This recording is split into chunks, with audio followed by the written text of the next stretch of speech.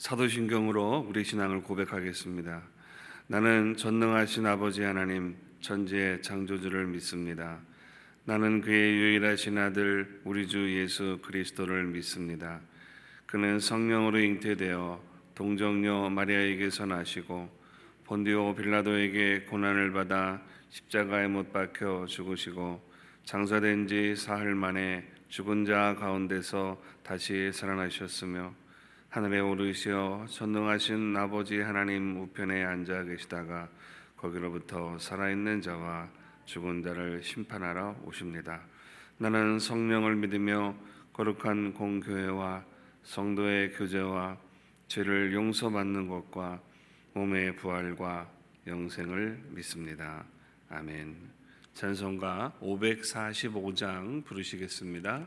찬송가 545장입니다.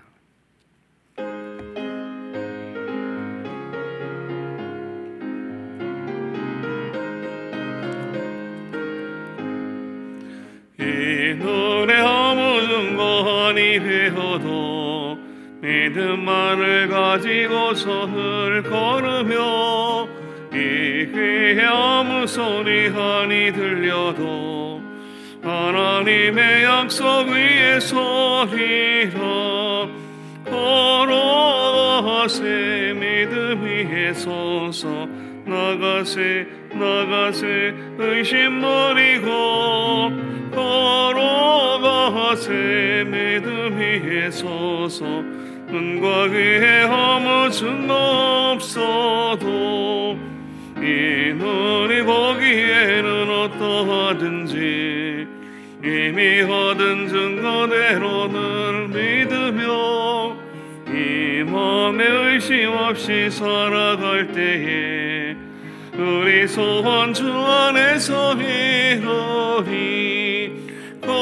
걸어가세 믿음 위에 서서 나가세 의심 버리고 걸어가세 믿음 위에 서서 눈과 귀에 아무 증거 없어도 주님의 거룩함을 두고 맹세한 주 하나님 아버지는 참 이쁘다. 그 귀한 모든 약속 믿는 자에게 능치 못할 무슨 일이 있을까. 걸어가세 믿음 위에 서서 나가세 의심 버리고 걸어가세 믿음 위에 서서 눈과 귀에 아무 증거 없어도. 아멘. 광고 말씀드리겠습니다. 장례 광고입니다. 이교구 삼성지역 김정혜 권사님 남편 되시는 고 남장우 집사님 위로와 입관 예배가 오늘 오후 3시에 있습니다. 교회에서는 2시 30분에 출발하겠습니다. 빈소는 삼성의료원 장례식장입니다. 바른 예배는 내일 오전 6시에 드려지게 됩니다. 관계되시는 분들은 참고하시기 바랍니다. 하나님께서 오늘 우리에게 주시는 말씀은 창세기 17장 15절에서 27절까지 말씀입니다. 순전한 묵상 말씀 창세기 17장 15절에서 27절까지 말씀을 우리 한 절씩 교독하도록 하겠습니다. 제가 먼저 봉독하겠습니다. 하나님이 또 아브라함에게 이르시되 내 아내 사레는 이름을 사레라 하지 말고 사라라 하라.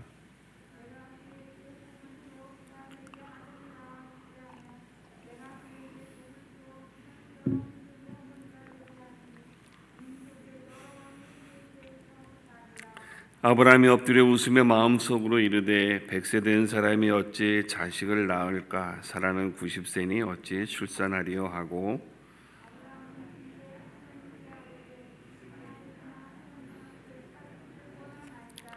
하나님 이르시되 아니라 내 아내 사라가 내게 아들을 낳으리니 너는 그 이름을 이삭이라 하라.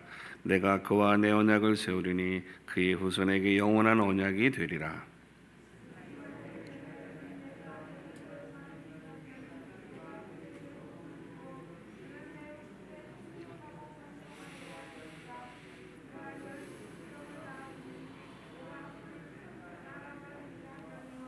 내 언약은 내가 내년 이 시기에 사라가 내게 낳을 이삭과 세우리라.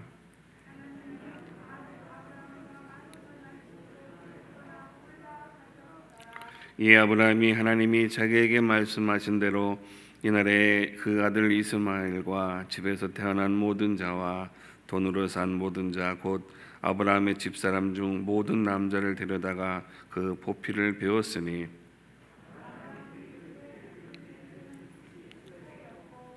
그의 아들 이스마엘이 그의 보피를 벤 때는 13세였더라.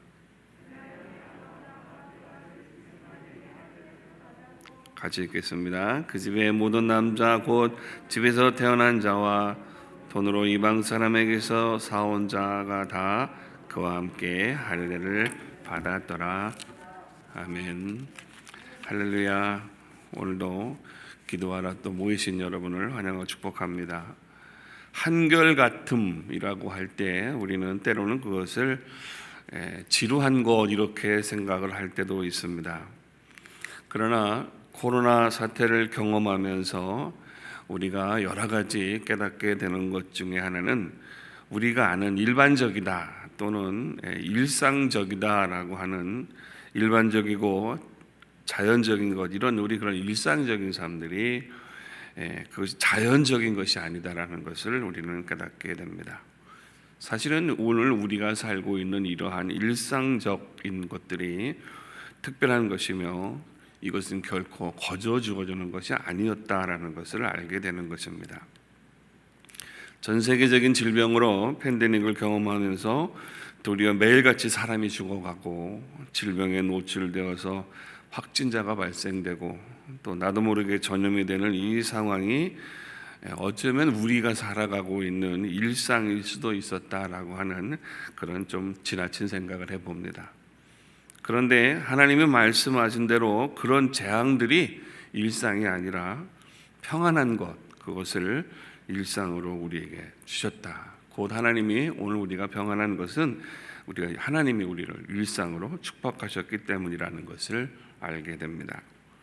창세기 8장 22절 말씀에 보면 심판 이후에 땅이 있을 동안에는 심음과 거둠과 추위와 더위와 여름과 겨울과 낮과 밤이 쉬지 아니할 것이다 라고 하나님은 노아에게 약속하고 있습니다. 하나님의 심판을 시간을 경험하면서 노아가 겪은 깨어진 일상과 그리고 혼란과 심판의 두려움에서 하나님은 노아가 더 이상 그런 것으로 혼란스러워하지 않고 평안함을 살아가도록 약속하고 있는 것입니다. 일상의 평안이라고 하는 것은 곧 하나님의 약속이고 자기 백성을 살피시는 하나님의 은혜의 손길이 미치고 있기 때문이라고 하는 것입니다. 일상적인 상태를 유지하는 일도 어떤 사람에게는 또 때로는 기적을 이루는 일이 되기도 합니다.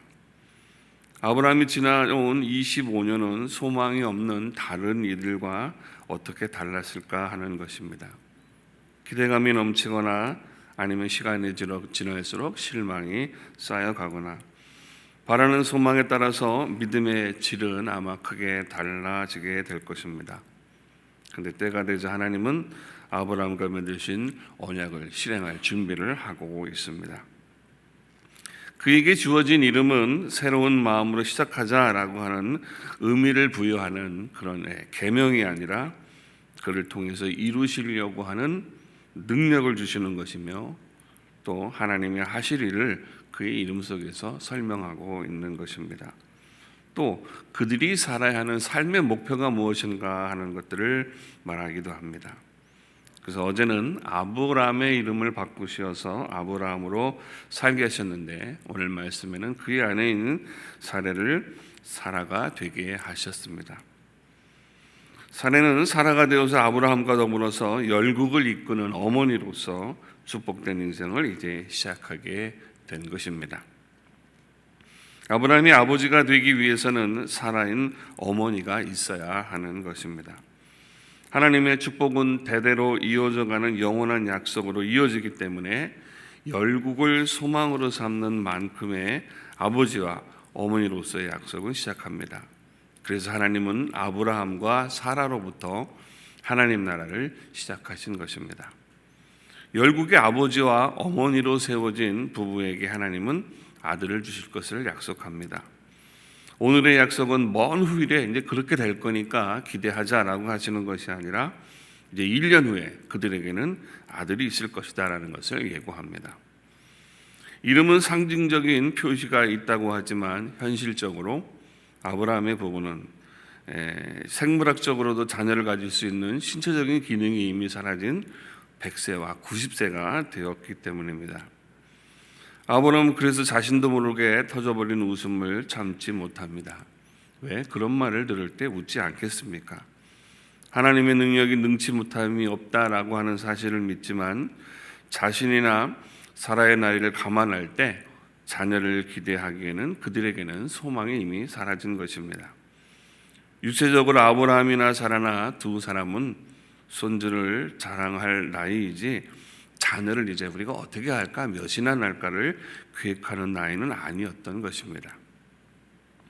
또한 사람의 한계를 아는 아브라함은 하나님이 하신 언약이 이루어질 것을 믿지만 자신의 신체적인 나이를 알기에 새로운 자녀에 대한 기대보다는 하갈을 통해서 이미 얻어진 아들 이스마엘을 하나님의 뜻을 이루어가는 상속자가 되기를 바라고 있습니다.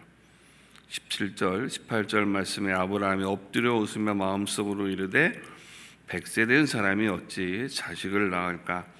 사라는 90세니 어찌 출산하려 하고 아브라함이 하나님께 아뢰되 이스마엘이나 하나님 앞에서 살기를 원합니다. 그러나 하나님은 이미 아브라함과 사라가 열국을 시작할 아버지와 어머니가 되게 하셨습니다. 그래서 그들의 이름 속에 하나님의 능력을 담아 두신 것입니다. 단순한 계명이 아니라 하나님이 사람에게 생기를 부어 넣듯이 그 이름의 능력을 부어 주신 것입니다. 19절 말씀에 하나님이 이르시되 아니라 내 아내 사라가 내게 아들을 낳으리니 너는 그 이름을 이삭이라 하나 내가 그와 내 언약을 세우리니 그의 후손에게 영원한 언약이 되리라 말씀합니다. 갈라디아서에서도 이 말씀을 이렇게 이해합니다. 이 약속들은 아브라함과 그 자손에게 말씀하신 것인데 여럿을 가리켜 그 자손들이라 하지 아니하고 오직 한 사람을 가리켜 자손이라 하였다고 말하고 있습니다. 하나님의 언약은 약속을 유업으로 이어받은 자녀들을 통해서만 이어지게 되는 것입니다. 가정의 평화를 이루는 시작은 부부가 하나 되어지는 것입니다. 최근에 방영되고 있는 TV 프로그램에는 부부의 관계를 소재로 하고 있는 내용들이 많은 것을 보게 됩니다. 이혼한 부부의 마음의 소리를 듣는 이혼했어요라고 하는 우리 이혼했어요라고 하는 위기를 겪는 부부의 이야기들이 있고 또 위로가 될 수 없다라고 해서 코미디언들 부부가 나와서 여러 가지 그런 부부들의 상황을 보는 프로그램을 많이 방영하는 것을 보게 됩니다. 그 속에서 객관적으로 자신의 왜곡된 모습을 보거나 상대방의 마음을 알아주지 못해서 발생한 오해라든지 또 그것으로 인한 갈등들을 보여주고 있고 상대방의 진실된 마음을 들음으로 동상이몽된 생각으로 어그러진 부부의 이야기를 풀어가는 그런 프로그램들이 많은 것을 봅니다. 이렇게 다양해지는 것은 그만큼 우리 사회의 가정이 겉으로는 사랑이 넘치고 평안해 보이지만 사실은 깊이 쌓여있는 골이 있다라는 것을 단적으로 말해주고 있는 한 표현이기도 합니다. 불안하고 위기에 놓이는 가정을 들여다보고 있는 것입니다. 그러므로 이런 것들에 대한 목적은 우리 사회가 무언가에 대한 것들을 대안을 찾으려고 하는 하나의 노력은 아닌가 생각을 하게 됩니다. 아브라함이나 사라도 하나님의 언약은 가정에서 출발하는 약속이다라고 하는 것을 말합니다. 아브라함의 가정도 겉으로는 그것이 약속을 이어가는 하나님의 가정처럼 보이지만 하갈과 이스마엘로 인해서 그들이 늘 편안하지 않았다라는 것을 강조하고 있습니다.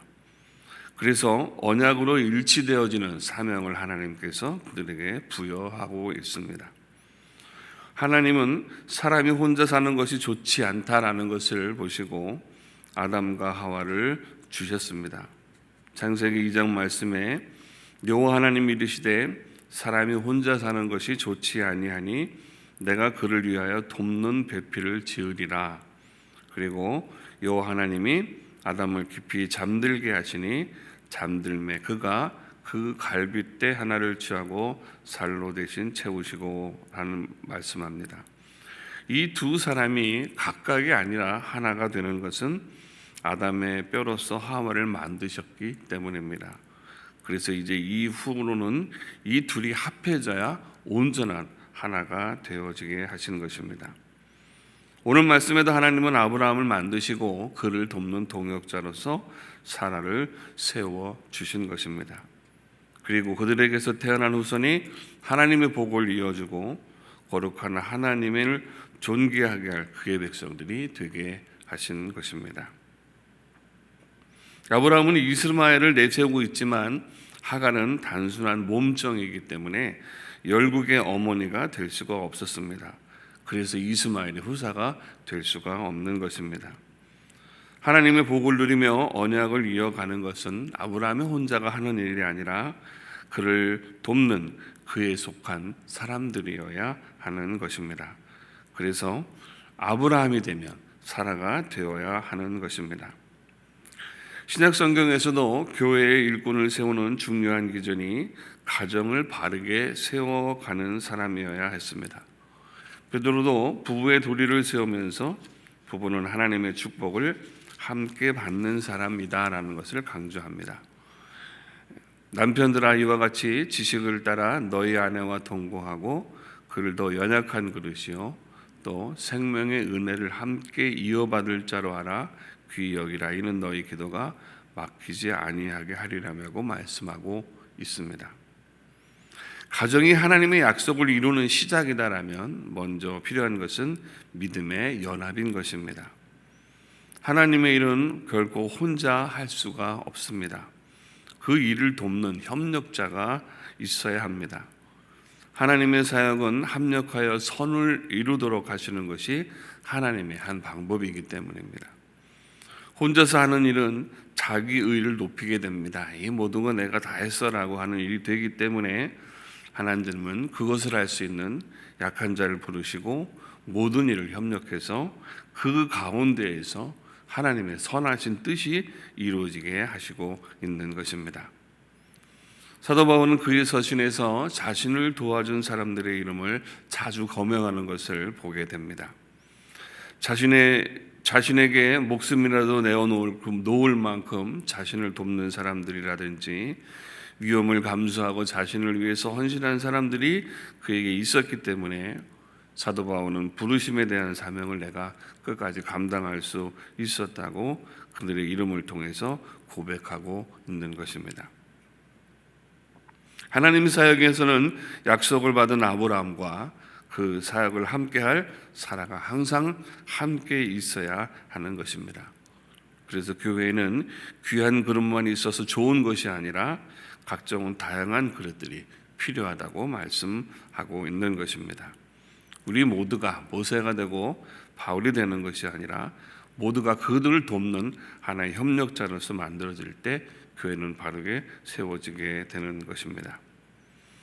하나님은 자신을 들여 헌신하는 사람을 통해서 그래서 역사하고 있습니다. 주신 달란트를 가지고 주어진 일에 충성할 때 하나님은 그 받은 것에 순종함을 통해서 동일한 축복을 주고 계십니다. 그런데 약속이 있다고 우리 모두가 다 하나님의 유업을 받는 것은 아닙니다. 내년에 너에게 아들이 있으리라고 하신 하나님의 말씀을 아브라함이 들었지만 육체적으로 자신과 사라의 한계를 알고 있는 아브라함은 자신도 모르게 웃을 수밖에 없었습니다. 17절 말씀에 아브라함이 엎드려 웃으며 마음속으로 이르되 100세 된 사람이 어찌 자식을 낳을까?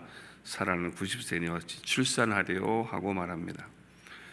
자신의 한계를 아는 아브라함은 새로운 대안 대신 이미 잘 자라고 있는 이스마엘을 통한 하나님의 약속의 성취를 부탁합니다. 몸종인 하갈의 소생이지만 그도 아브라함의 아들이기 때문입니다.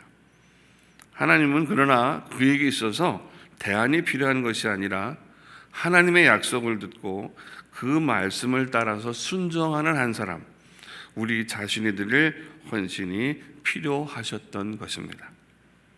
하나님이 원하는 백성은 인간의 의지로 된 이스마엘이 아니라 열국의 약속을 이어받은 이삭이 필요한 것이었습니다.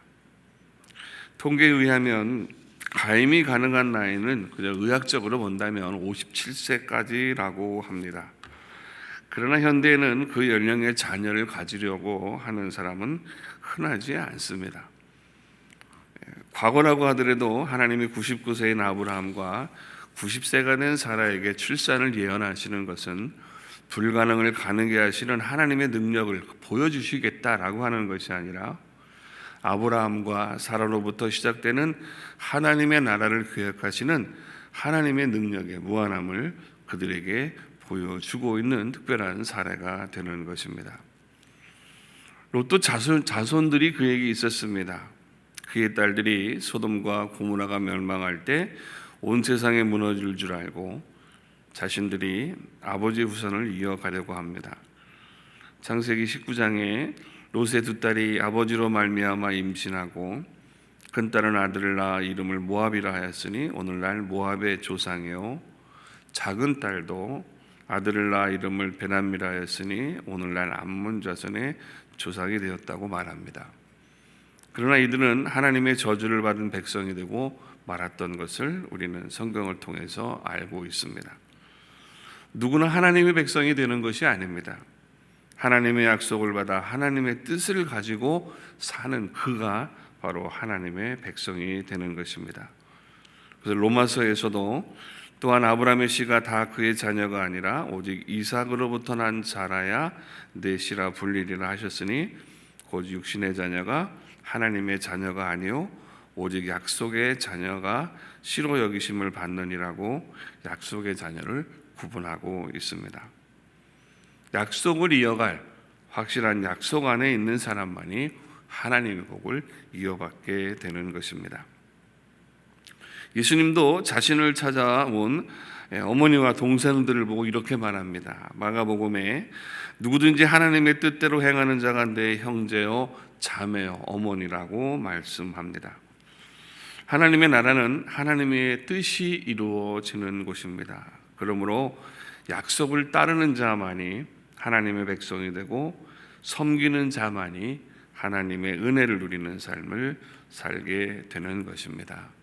그래서 예수님은 마태복음에서 나더러 주여 주여 하는 자마다 다 천국에 들어갈 것이 아니요 다만 하늘에 계신 내 아버지의 뜻대로 행하는 자야 들어가리라 이렇게 말씀하시면서 그때 내가 그들에게 밝히 말하되 내가 너희를 도무지 알지 못하니 불법을 행하는 자들아 내게서 떠나가라 하리라고 말씀하고 있습니다.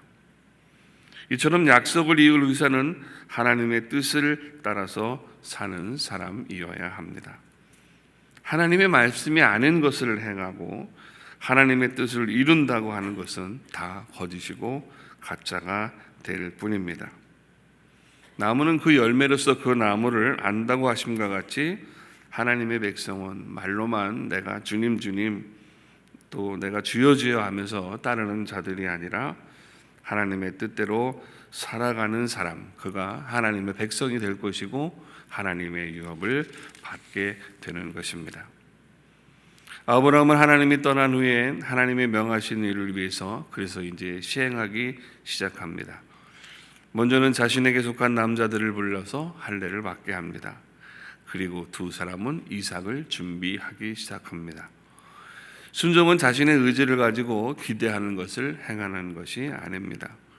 말씀하시는 자의 뜻을 이루기 위하여 자신을 낮추는 것이 순종입니다. 이해할 수 있는 범위를 계산하지 않고 그래서 오직 그 말씀하시는 것을 따르는 것입니다. 그러므로 순종은 자신을 부인할 수밖에 없는 최고의 신앙 행동인 것입니다. 말씀을 따라서 아브라함과 사라는 열국의 아버지와 어머니로서 변화된 인생을 이제 살기 시작한 것입니다. 하나님의 뜻을 이루는 일은 결코 쉬운 일이 아닙니다. 때로는 우리에게 있어서 이 일들을 이루기 위한 단호한 결단을 필요로 합니다. 사람들의 상식으로는 그 말씀하시는 것들이 불가능한 것들을 해야 한다고 말씀하기 때문입니다. 그러나 우리는 하나님의 능력을 의지하면 하나님은 그 말씀하신 것들을 이루어 가실 것입니다. 하나님의 일들은 우리가 경험되고 알고 있는 지식을 가지고 판단하면 이해할 수 없는 것들이 많지만 하나님 안에서는 모든 일에 능치 못함이 없는 능력이 없음을 우리는 믿어야 할 것입니다. 우리가 이루는 것이 아니라 하나님이 이루어 가시기 때문입니다. 끊어야 할 것과 버릴 것이 있다면 그 길을 떠나는 결단이 있어야 합니다. 하나님의 백성으로 부르심을 받은 사람들은 쟁기를 잡고 뒤를 돌아보지 않는 결단을 요구합니다. 망설인다고 하는 것은 우리의 믿음이 부족하기 때문입니다. 하나님의 말씀대로 사는 일에 방해가 되는 일이 있다고 한다면 그러면 우리에게 범죄하고 있는 그 몸의 일부분을 자르는 아픔을 감수하면서 나아가는 것, 그것이 바로 뭐냐면 순종하는 길이라고 하는 것입니다. 모든 것을 가지고 모든 것을 끌어안고 하나님의 일을 할 수는 없기 때문입니다. 그러나 믿음으로 하나님의 뜻을 가게 되면 하나님은 우리에게 이후에 한없는 축복을 약속하고 있습니다. 오늘은 시편 28편 말씀에 주시는 그런 하나님의 말씀이 있습니다. 제가 봉독하겠습니다. 여호와를 경외하며 그의 길을 걷는 자마다 복이 있도다. 내가 내 손이 수고한 대로 먹을 것이라. 내가 복되고 형통하리로다. 내 집 안방에 있는 내 아내는 결실한 포도나무 같으며 내 식탁에 둘러앉은 자식들은 어린 감람나무 같으리로다. 여호와를 경외하는 자는 이같이 복을 얻으리로다. 여호와께서 시온에서 너에게 복을 주실지어다. 너는 평생에 예루살렘의 번영을 보며 내 자식의 자식을 볼지어다. 이스라엘에게 평강이 있을지로다.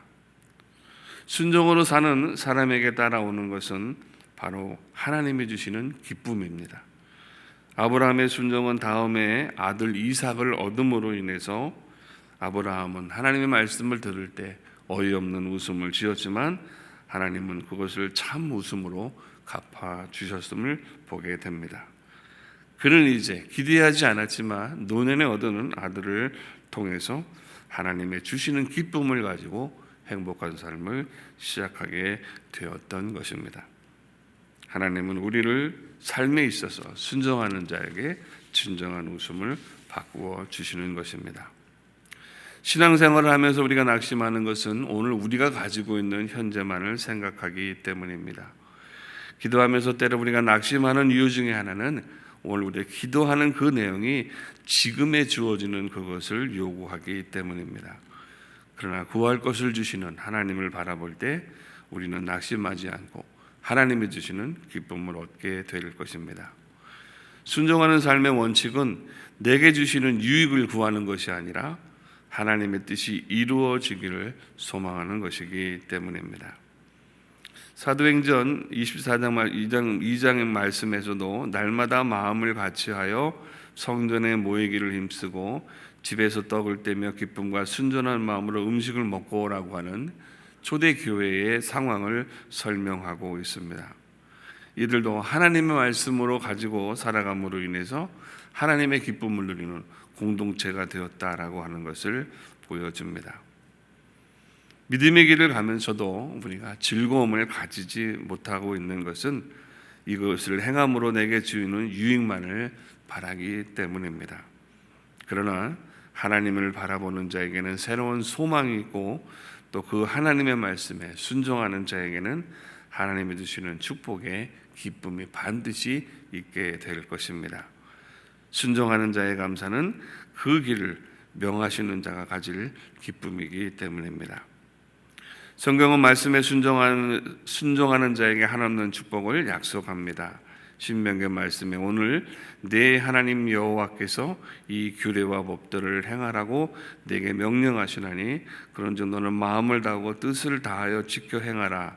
그런즉 여호와께서 너를 그 지으신 모든 민족 위에 뛰어나게 하사 전성과 명예와 영광을 삼으시고 그가 말씀하신 대로 너를 네 하나님 여호와의 성민이 되게 하실 것이라고 말씀하고 있습니다.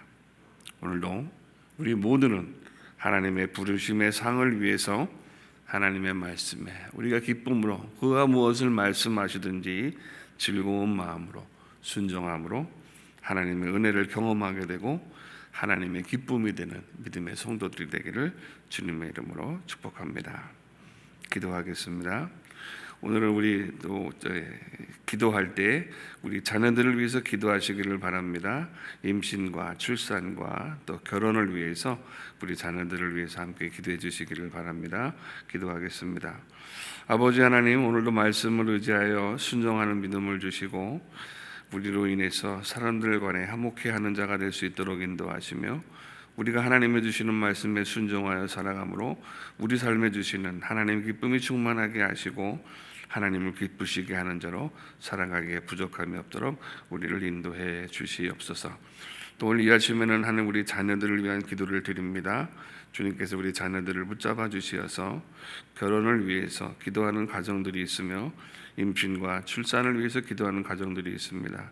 우리 하나님께서 축복하여 주시어서 우리 자녀들이 하나님의 유업을 이어가며 말씀에 순종하여 모든 이에게 기쁨을 주는 복된 주의 자녀들로 살아가는 은혜가 있게 하여 주시옵소서. 오늘 하루를 온전히 하나님께 의지하며 예수님 이름으로 기도드립니다. 아멘. 하늘에 계신 우리 아버지, 아버지의 이름을 거룩하게 하시며 아버지의 나라가 오게 하시며 아버지의 뜻이 하늘에서와 같이 땅에서도 이루어지게 하소서. 오늘 우리에게 일용할 양식을 주시고 우리가 우리에게 잘못한 사람을 용서해 준 것 같이 우리 죄를 용서하여 주시고 우리를 시험에 빠지지 않게 하시고 악에서 구하소서. 나라와 권능과 영광이 영원히 아버지의 것입니다. 아멘.